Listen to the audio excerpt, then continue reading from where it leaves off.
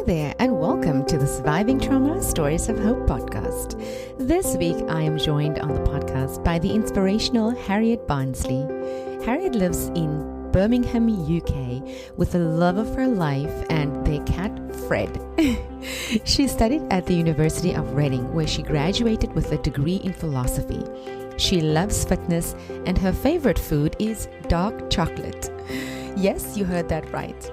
I'm a huge fan. In this episode, Harriet and I talk about recovery following a motor vehicle crash that she survived, loss and grief following the death of her friend that was with her on that fateful day, living with disability, mental illness, writing her memoir, road traffic safety activism, and so much more. This episode is so inspirational, and I enjoyed connecting with Harriet so much. I know you will also enjoy this episode, and I hope that it resonates with many. Thank you to my listeners for joining me on this journey. Comment on the posts on Instagram, Facebook, or LinkedIn, and let me know what you think of this episode. Also head to Amazon.com and get a copy of my book, Ray of Light, The Healing Path to Step Out of Trauma into Joy and Inner Peace. And please leave me a rating and review. I would really appreciate it, and it means the world to me. As always, stay tuned and keep listening. Good morning, Harriet. It's so wonderful to have you. Welcome to Surviving Trauma Stories of Hope. How are you doing? Thank you. No, I'm doing very well. Thank you. How are you? Oh, I'm doing good. The weekend has been great. So I'm looking forward to the week. All inspired. I'm excited for our conversation today. I'm always excited when I have my guests who can stand with me in my mission of sharing hope in this world. And I'm excited to speak to you because you in your own right are one of those light workers in this world that share your own mission and your own light in your own way. And I'm so honored and privileged that you've come to my podcast to share it with my listeners and myself. So why don't you kick us off and just give us a little bit of background, like just who you are, favorite food, where you live, favorite pastime. Okay, let me see if I can hold all those in my head. So my name is Harriet Barnsley. I'm 29 years old and I live in Birmingham in the UK. My favorite food is dark chocolate through and through. Oh, yes. I second that. Favorite pastime, exercising or reading. Both of them I find very therapeutic. And if I don't do them for a few days, I start to go a bit stir crazy. So they're pastimes, but also mild addictions, which, Yes. What about you? What are your favorite foods and favorite pastimes? Oh, I must tell you, my favorite pastime is exercise. And I would say my favorite food, breakfast. No, I love that. Today, we're going to talk about the events that put you on your life's path. And it started really for you in 2014, Harriet, when you were a mere 21 years old. Do you want to take us through the events that happened on that fateful day at the bus stop? Yeah, in 2014, on the 31st of May, when I was 21 years old, I came home from university and met my oldest friend, and we walked through a park to get to our local bus stop to go to a hen party. We were on our way to our great friend's hen party. I don't remember what happened. I don't remember the weeks before. I can't tell you how it went down, but I can tell you what I've put together and worked out. And that is me and my friend Rebecca standing in a bus stop on a 40-mile-an-hour road, was hit by a car that was travelling 101 miles an hour while the driver was drunk and on drugs. He crashed into the bus stop, threw us 50 yards into a park that was luckily behind us. So I landed in grass. So apparently my friend was killed immediately. Her neck was snapped and she died straight away.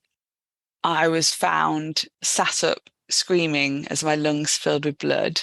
It was a sunny Saturday evening, about 7:30 p.m.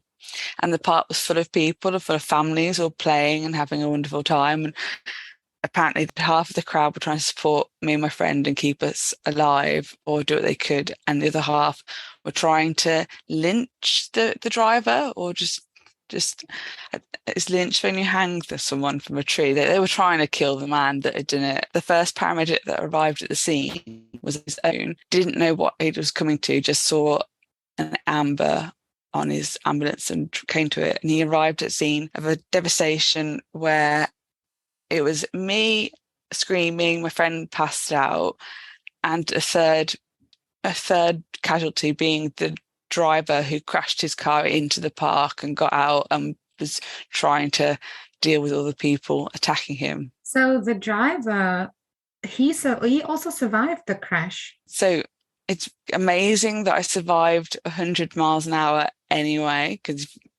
but that's generally if you're protected by a car. So he drove his car into the park, like self-extricated himself out of the vehicle, and eventually got taken to a local hospital for 2 weeks where everyone knew what had happened, and all the staff and all the nurses kind of refused to treat him, which I find difficult in its own way, because we don't really have the right to judge and decide whether someone deserves treatment when they're ill. Yeah. Obviously, the ambulance took you to the hospital, but I understand that you actually went into a coma for about a month. You want to tell me what happened when you came out of the coma? Yes, I went into a month-long coma. When I first woke up, I had short-term memory loss. So every single day, apparently, I don't know what I would learn I was in hospital and then forget it the next day because I'd sleep. And that happened I liken it to the film 50 First Dates. And Oh, wow. that happened. I've seen that film. I found that quite fun to learn. My parents were there thinking this was stuck and that was going to be me forever. And they were just devastated. But yes, that lasted for 2 weeks. And then eventually I woke up. I was lying flat on my back, couldn't move a single part of my body. I couldn't see properly. I later learned that I had double vision. I eventually came to and realized where I was, but it felt like a fake reality. It didn't feel like I couldn't remember my history. I couldn't remember what I'd been doing in my life. I felt like a child again because I was hit when I was 21, but I woke up and I eventually saw my mum on the bedside next to me, and that made me realize that this was real and this was actually happening. And I turned to my mum, and I think it captures it all when I said, like, I reverted back to calling her mommy, and I said, "Mommy, what's wrong with me?" Yeah. During that time, I mean, you suffered a traumatic brain injury as a result of this motor vehicle crash. You received 12 units of blood. You had so many fractures in your body, your arms, your wrists, your leg, your collarbone, your sacrum. That's not even the full extent of all of the damage that was caused. So how long did you spend time in hospital, and when were you able to go home? So for the first 3 months, I was in just the initial hospital to recover. I had to learn everything from scratch. I had to learn how to bend my fingers again. I had to learn how to reach my nose to scratch it when I had an itch. I eventually, after months and months, sat up on the side of my bed for the first time. It was a very slow process. I've got the timeline written down somewhere, and it's quite remarkable. About 3 months recovery, I started to throw up. We don't really know why. Doctors would come in on their rounds and say, "Why are you getting sick?" And I'd say, "I don't know, you tell me." So I knew that I needed my strength, and my body started involuntarily throwing up 3 to 5 times a day for a month. And I was desperate to start working and get my body going again, but I couldn't. They wouldn't let me move to the rehabilitation hospital while I was getting sick. I lost 2.5 stone. I went down to 7 stone. I'm 5'6". That's I needed my energy, but eventually it stopped. I moved to rehabilitation hospital after 3 months.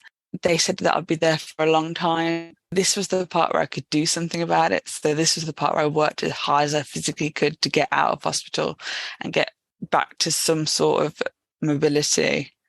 And I got out after 2 months. Okay, so after the hospital and then the rehabilitation center, When you started to function on your own at home, after all of these months, you had learned how to dress yourself, how to pick things up from the floor, how to feed yourself, how to move around with your wheelchair, because you were wheelchair bound when you left the hospital. So when did you experience your first psychotic episode and how did it present itself? So for the first 5 years in my recovery, I focused purely on my physical health. I've had lots of surgeries that I'm now conscious of after having loads of surgeries in a coma. I got better to the point where I thought, oh, okay, I can live my life like this now. Apparently it's a fairly common thing. When I no longer had all my physical health to focus on and to keep me propelling me forwards, my mental health then started to go down the drain. So it was 5 years after I got hit by a car that my mind started to detach itself, because I'd finally, if I'd pushed myself to keep going physically, I could finally stop. And then I stopped and my brain I didn't know how to deal with the sadness or the loss or the grief of my friend or the grief of my life and my future that I would have had. And then I got so sad that I stopped. I wasn't sleeping for years and years after the crash. And then I just started to feel like reality wasn't real and everything was really, it's like, I don't know, if you don't sleep and then if you stare into space, you kind of like hallucinate a little bit. It was like that, but I was doing that all the time. So in hospital during the first few months, a healthcare assistant jokingly turned to me and said, what if none of this is real and it's all in your head? And then 5 years later, I was latching onto little things. People had said, if you get hit by a car at 40 miles an hour, there's a 90% chance you'll die. I got hit by a car at 101 miles an hour. I must have died. Like I just started to add up all these things. Maybe it's all in my head. I am dead. And then I looked at all the sadness in the world, because that's all I could feel. And I was like, but if we weren't in hell, people would be happy, wouldn't they? Why is all that I can see sadness? And then I drove down the motorway, ran out of petrol while I was in the middle of one of the lanes, and sat there thinking I had to relive the crash all over again, and just sat there crying, waiting to die. Eventually got pulled out of the car by a policeman, lived my absolute worst psychotic nightmare, which I find quite hard to talk about because it was just so visceral. It was just I was getting raped and killed and abused and ate, and I did all these things to babies, and I had all these things done to me, and it lasted for about 3 days in my head. But it felt like I felt like I'd lived my entire life, and I was 80, and I just lived this really happy life. And then eventually found out that I was getting told this every single day. And then the reality was that I'd killed and raped lots of children, and then had to have it done to me every single day. I'd forget, wake up, start again. 80 years. So this was also the first time that you'd been sectioned? Yes. So the police found me and they put me in a jail cell overnight because they couldn't find a hospital bed for me. I don't remember what it was like because I was living a nightmare instead. But this was the first time that I was sectioned in 2019. Mm-hmm. And with the help of the psychologist and the psychiatrist at the hospital, you eventually came out the other side of the psychotic episode. With the help of, particularly with medication, but yeah, with the help of my family, the staff, and predominantly medication that meant that I could sleep again. And that is so important that you mention that, because there's such a big stigma when it comes to taking medication for mental health. And I love hearing that you are this positive in saying, my medication is what helps me to live my life with this mental illness. Yeah, I understand partially why some people don't want to take it. They want to be able to live their life with the body they have and just keep powering through. But it's like if you've got a cold or if you're ill, you take paracetamol or ibuprofen. I can't function if I don't take the medication. And the freedom that it gives me, and the fact that it's an antipsychotic medication, it stops me from getting put in hospital on a regular basis. It lets me live my life. Mm-hmm. Sometimes people wean themselves off of medication because they think they'll be better, or they feel scared when they are on medication. And so I love that you have this very positive message to share with the listeners, that medication has a place in life to help us to live and cope with our lives after a traumatic experience. Yeah, and I think that more people should be, I think it's a lot about attitudes as well. If you're willing to give it a try, the problem as well, I suppose, with medication, because I've changed a few times, is that there's a long process of coming off and coming on to one, and it's quite emotionally taxing. But when you do find one that works for you, it's just the most liberating feeling. Like if there's something slightly wrong in your brain, or there's a slight mood disorder or a slight mental health problem, it feels so blindingly obvious to me that we should just take medication and just like take what is there specifically to help. Yeah. What else other than medication has helped you overall in your recovery process? So when I first woke up out of my coma, didn't know how old I was. They asked me, I thought I was 17. They wrote on my notes and I was 21. So woke up the coma, didn't know how old I was, didn't know that I'd been at university, couldn't remember anything about my life. I just could remember that my family, my direct family. So I thought of my sister. The thought of my sister propelled me to get better. She's 2 years younger than me. She was born 3.5 months early with kidney failure. She's stone cold deaf. She's got learning difficulties. She's got lots and lots of challenges. She'll never be able to live independently. She hasn't got the wherewithal to be able to have she just wants a partner, but she lives with my parents and she can't look after herself. She can't have a relationship. So I woke up in my coma. I remembered my sister and I was like, well, I don't know what's happened to me, but I know that I have at least got the brain power to live a better life and to make them and to live like better than my sister Katie. And it would be insulting to her not to try, to just lie down and say, oh, like this is horrendous, I can't function. But my sister, her life is just so like, it has to be so simple and she just can't do so many things. And it's just, and then eventually I learned that my oldest friend had died and we were close best friends from the age of 5 to 21. Like of all the people in my life, I just eventually I had the feeling something was wrong, and I was like, don't let it be her though. But I found out my friend had died in the crash, and then I thought, well, I can't waste it. I've got to live for both of us. So both of those people have propelled me to deal with it. And then as a person that just loves exercise and loves looking after my well-being and my body, like it didn't seem a question. It seemed so blindingly obvious that I should just continue coping with it. I mean, I could stop and beg for sympathy, but sympathy will never fix the pain that you're in. I've never wanted sympathy. I tell people when they ask me and they're like, oh my God, I'm like, no, it's fine. Let's someone tells you something terrible, you should respond by saying, okay, do you want to talk about it? Like, well done you, rather than, that must be hard. Yeah. Because it's all about the words that we use that build up our world, isn't it? Yeah. I know that when you woke up from the coma, you were told that you will probably be in a wheelchair for the rest of your life. But I love that you learned to walk.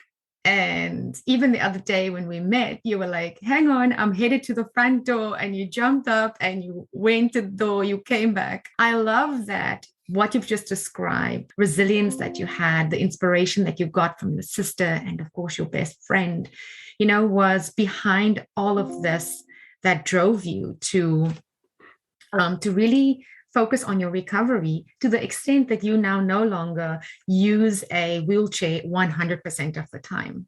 Well done. Thank you. Thank you. So I play wheelchair tennis, and I play wheelchair tennis with people that were born disabled. And my sister was born disabled. And I had one friend at tennis that said, it must be harder for you because you've had an able body and lost it and become disabled. And so you know what you're missing. And I understand what they're saying, but I don't think it's a healthy thing for me to have in my head. For example, if my sister had been born able and had gone deaf in her life, she'd be able to communicate and talk with people. And because I know how an able body feels. So with a traumatic brain injury, I had brain bleed, brain bruising. I've got constant fatigue, it's chronic fatigue, it's common with brain injury, it'll be there for life. Because I was able, I know how hard I can push my body and what feels normal. Mm-hmm. So I kind of use that as a scale. Sometimes I can get quite close to it, like it does take it out of me, but like I don't know why, but I feel like that, like it at least gives me something to work towards rather than being born with an ill body and just being like, well, there's no records of my specific circumstances, therefore I'm on my own path. So when I woke up for the first 5 years, I felt like because no one had gone through anything that I've been through, I was on my own. I felt isolated, but I just continued doing what I could to deal with it because I couldn't stop. Otherwise, I would never get back up again. Mm-hmm. And then I started to have these mental health issues and these really big highs, but they felt like tainted with like some bitterness and then some really big lows. And I just couldn't function. I felt guilty that I couldn't function. And then eventually, so hit by a car 2014, diagnosed in 2020 with bipolar, learned that the things in my head actually they weren't just my story and just specifically for me. I actually had something tangible to work with that other people deal with. Was really freeing. Let's talk about what you are doing now. And you are now a volunteer for COPE, which is a disability equality charity. Do you want to tell us about the work that you do there? Scope, yes. I volunteer for a charity called Scope, which is a disability charity. It works very well. So I use a wheelchair for any distance at the house. So I use a wheelchair if I want to go for more than like 20-minute walks. So I found like things to do from home. So I volunteer for a few charities from home that I can do in my own time, and I can rest in between, and I spend most of my time sat on my bed reading or doing bits of volunteer work. The main thing about Scope that's been nice is that it's on Teams. We have regular Teams meeting with lots of people that work for Scope, and it's anyone that works for the disability charity has a nice reason why, and they're just all good, really like lovely people to talk to and to work with. And I volunteer for a newspaper that's read out loud to blind people, so just for the blind and partially sighted. That's awesome. And you're also studying and training at the moment to become a counsellor? Yeah, so I'm trained to be a counsellor. I've spent lots and lots of years kind of like not being able to, I used to be really active before the crash. Now I can't do lots of exercises or I can't ever run again. I can't, so I've had to kind of sit back and kind of pay attention to the rest of the world. I see so many people not coping with things that they could cope with if they had the time to sit down and say, right, what can I do about this? What can I accept and what can I let go of? But people don't. I don't know if it's people are too busy with the world of work. And people ask me what's happened to me when I'm using a wheelchair, when I'm using crutches, even when I've just got my foot splint on because I can't walk without it. Like people just tell me their traumas and tell me their worst things that have happened. I just want to support us. And it's just given me this whole, I want to be able to help people. I've taken the time to work through so many horrible things in my mind and so many hard things for my body that I just want to pass on what I've learned. So I'm trained to be a counsellor. I'm writing a book at the same time. I always think if you're going to learn something, most of the time it's nicer to go away and learn it yourself and read it in somewhere rather than someone comes up to you and says, this is how you should live your life. So it's a bit of both. Yeah. That's so inspiring. Listening to you with all of the injuries that you have, specifically the massive brain injury, to still have that willingness and that drive to learn and to share everything that you have learned and overcome in your book. It is incredibly inspiring. I wish you the best of luck with your upcoming book, and you have to come back to the podcast when you publish your book and come tell us about it.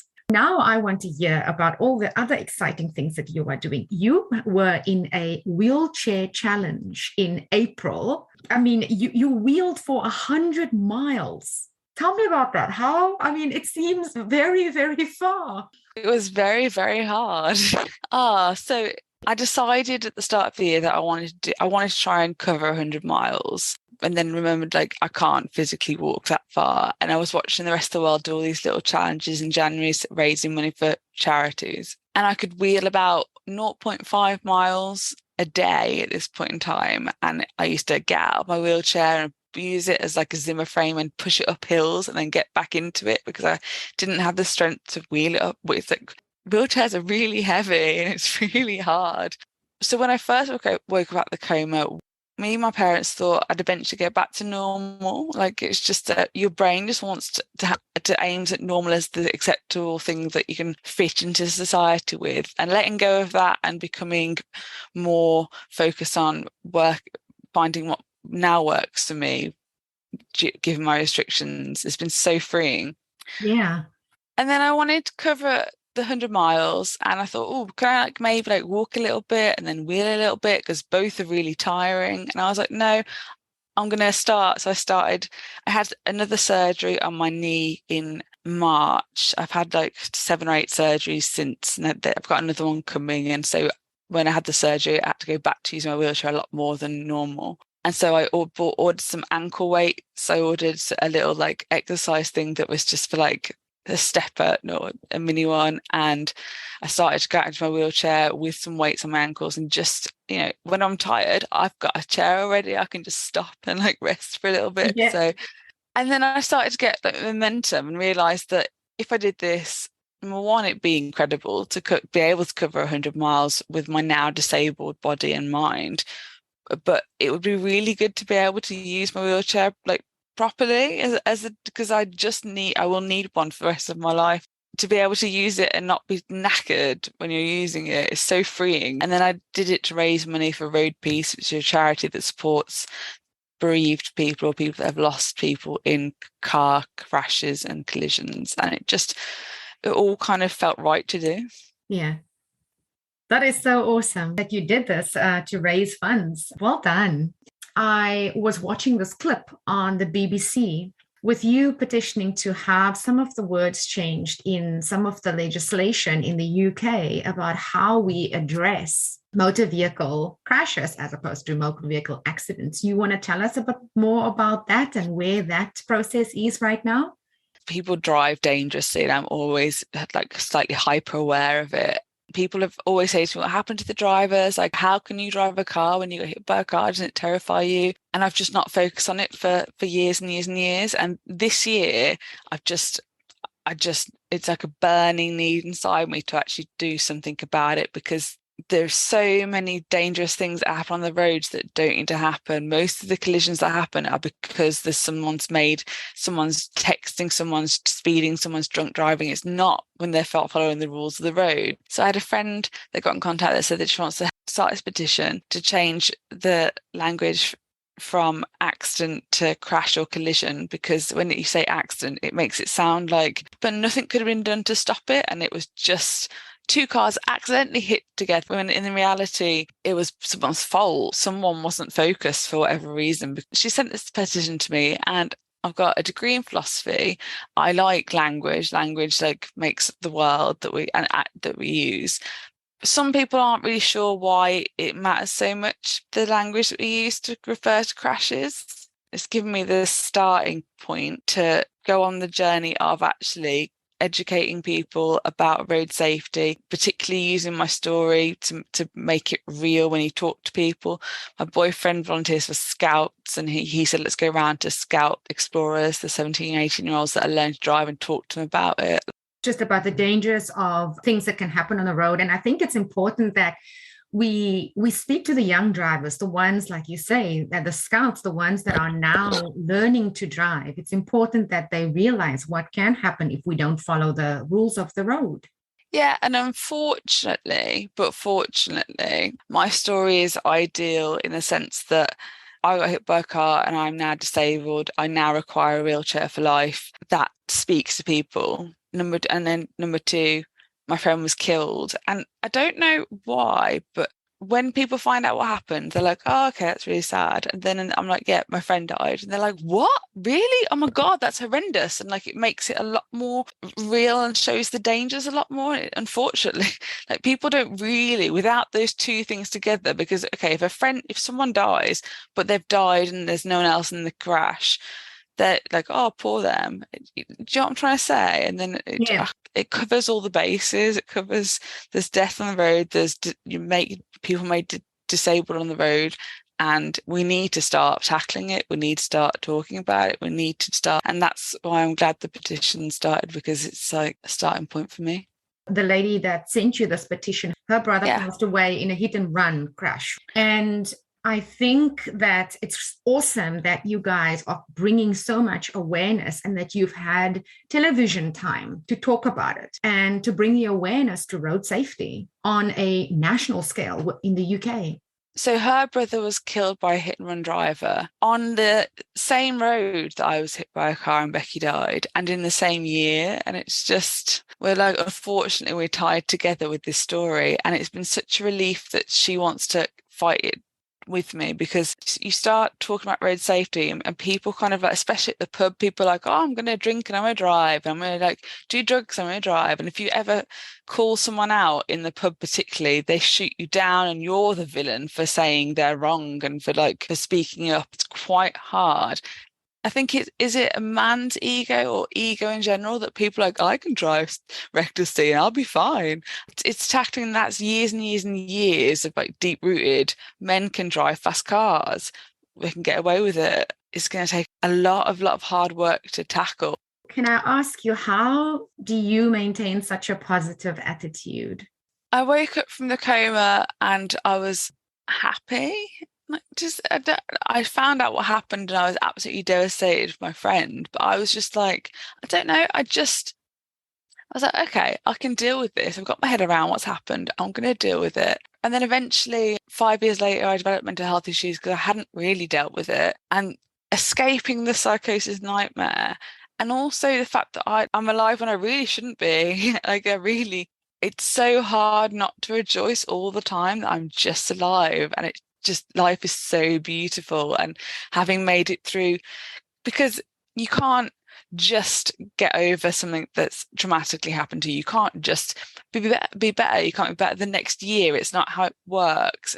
And I carried it inside me for years and years, this big pile of grief. And I was like, but I don't know what to do with it. And the relief that it's lifted or lifting, and the relief that I can breathe again, is just, this has like been the happiest year of my life. And also, you've been doing so much for yourself and for others. And that in itself brings so much joy into one's life. Yeah, they say if you can't take it anymore, give. And I quite like that. If you're struggling with something, people never really think to do it. But if you're struggling and very focused on your own thoughts and your own world, stepping outside of that and helping other people, whether you care about it or not, just help other people, because it gives you something to focus on that isn't you and just takes some of the weight off. Tell me, what does life look like for you now? Any wedding plans, babies? What does life look like? Okay, so right now I am living with the love of my life. We have a beautiful house together and a beautiful cat called Fred. Joe is the first and only person in my entire life that has ever bothered to learn sign language to talk to my sister. That's including all of my mom, my dad, my sister, we all sign, but none of my extended family have bothered to learn to talk to her. And he just learned it, and he's just like, oh, he's just something else, isn't he? Yeah. So in 2019 first got put in hospital, 2020 got ill again, but that was while I was with Joe, living with Joe. I tried to break up with him. I was horrible to him. I took all of my frustrations when I was really, really ill out on him. I made him move out the house while I was in hospital. And he just took it, and he just supported me. And then I got out, and then he was just there, and he arrived the day I got out of hospital with like a massive bunch of flowers and a big smile on his face. And I'm just like, it's all about Joe, but like having that support and having someone, because my previous boyfriend in 2019, the first time, just had a massive go at me for getting ill, said I was just making it all up. Like, I broke up with him, and he came to the hospital and told me that we hadn't really broke up. Like, I was wrong. We were obviously going to be together. And I was like, but you're just screaming at me. So I have the direct contrast that Joe just like, it's just nice to have someone that will support you, even though they don't understand the mental health. I've been writing about my experience and writing a book. I'm hoping to get an agent for it. I'm going to keep pushing and keep trying and eventually write it and self-publish if I can't. Either way, I'm doing a public speaking course to start going around to schools and to colleges and to talk about road safety. It's really helped. It's really made me get over my nerves. We're given topics to talk about for 5 minutes at a time, and I'm just low-key excited about life all of the time. Even when things go wrong, I know that we can't have the good without the bad. And if something goes wrong, and all the different challenges are gonna still benefit you, and you can overcome them, and you can take them and use them and add them to your strength. It's just, I don't know, just everything feels wonderful. That's amazing. Oh, I love your life right now. Beautiful, absolutely beautiful. I know that you've got a blog. Where else can we find you? I'm going to link all of this in the show notes so that the listeners can head over to your blog and read, and also follow you on social media. If you want to find me on my blog, it is This Too Shall Pass 464 WordPress. You can put that into Google. You can find most of my socials by typing in Harriet Barnsley into Google, and it all just comes up with all the things. Twitter, I'm building a platform for my book. I'm on almost 17,000 followers. I'm trying to have the platform to then talk about road safety as well. That's Harriet Barnsley on Twitter. Instagram, I've just recently started building it because I think it's quite good to have multiple platforms, and I want to have more people to reach. And that's Hazzaby, but that's HAZZZAB. You are such an inspiration. And I love that, you're consistently growing over time, and you're reaching more people with 17,000 followers already. Look at this. I mean, that is a lot of lives that you've already touched, and changed. And I mean, we look at that number, but we also need to look at the word of mouth, because, each person that hears your story will share that. I think that when we share our story so selflessly, and our message of hope the way that you do, we release it, right? We release it to the people who will be the ones who will learn from it, and who will take from it, and who will talk about it, and really share it in the world to bring on that change. So well done. That's absolutely fantastic. I'm going to link all of it in the show notes so that you can you can reach more people. And do you have any last words of inspiration for the listeners before we close? The main thing that I've learned over all of the time is to just keep going. Just keep going. Like, it may not be easy right now, and I can't promise it'll be easy in the near future, but if you just keep going, you'll be moving somewhere rather than staying stuck in it. And that's all. Keeping going has been the thing that's freed me. That's a very important message. It's simplistic when we think about it. When you're in the thick of things, you don't think about that, but it's incredibly powerful. It's just a bit like a mantra, isn't it? Or something. It's just very simple. Keep saying it to yourself.